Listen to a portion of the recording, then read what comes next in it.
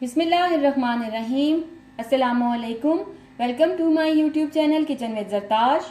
Viewers, आज हम अपनी किचन में बहुत ही मज़े की सॉफ्ट तंदूरी रोटियां बनाने जा रहे हैं।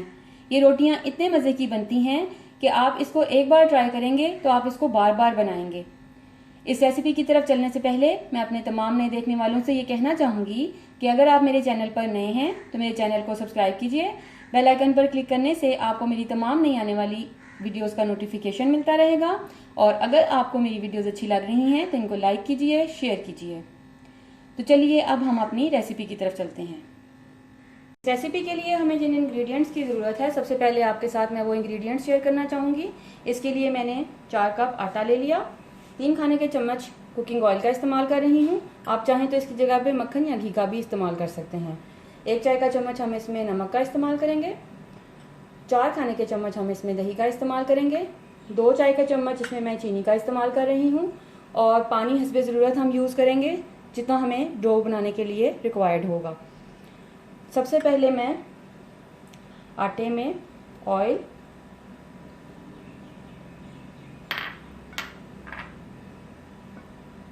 योगर्ट,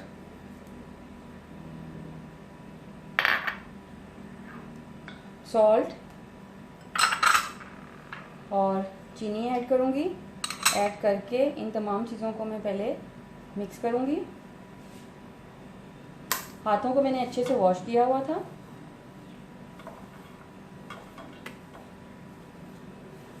मिक्स कर लेने के बाद आहिस्ता आहिस्ता मैं पानी ऐड करके डो रेडी करूँगी। और डो हमें बहुत ज़्यादा ना ही सॉफ्ट करनी है और ना ही सख्त रखनी है। जैसे नरम आम रोटियां पकाने के लिए हम आटा घर पे गूंथते हैं, बिल्कुल वैसा ही हम इसका आटा गूंदेंगे।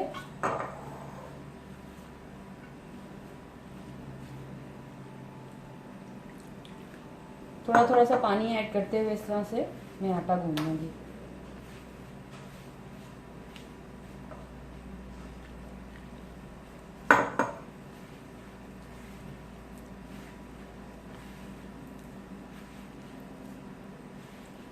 डो को रेडी कर लेने के बाद इसको हमें थोड़ी देर रेस्ट के लिए रखना होगा।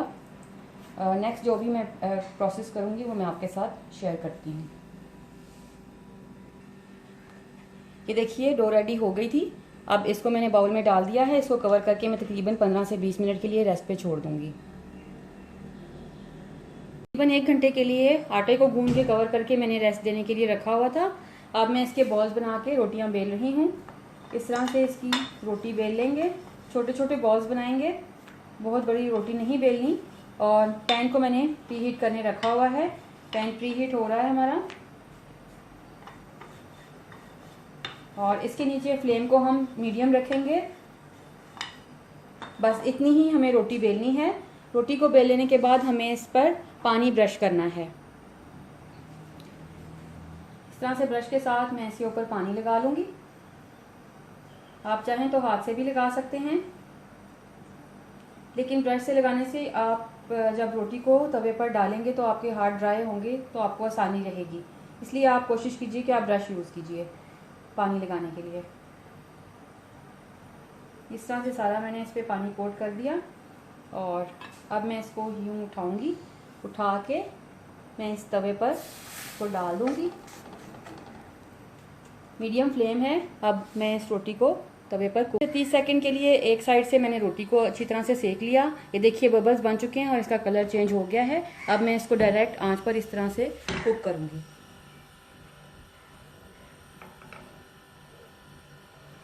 देखिए बहुत ही प्यारा सा कलर आ रहा है। अब मैं इसको रेडी करके डिश आउट कर लूँगी। फिर मैं आपको दिखाती हूँ कि ये किस तरह से रेडी होती है। लीजिए व्यूवर्स, बेहतरीन सॉफ्ट तंदूरी रोटियां रेडी हैं। आप इनको अपनी पसंद की किसी भी कढ़ाई या फिर ग्रेवी के साथ सर्व कीजिए और एंजॉय कीजिए। ये बहुत ही मज़े की रेसिपी है, आप इसको ज़रूर ट्राई कीजिएगा।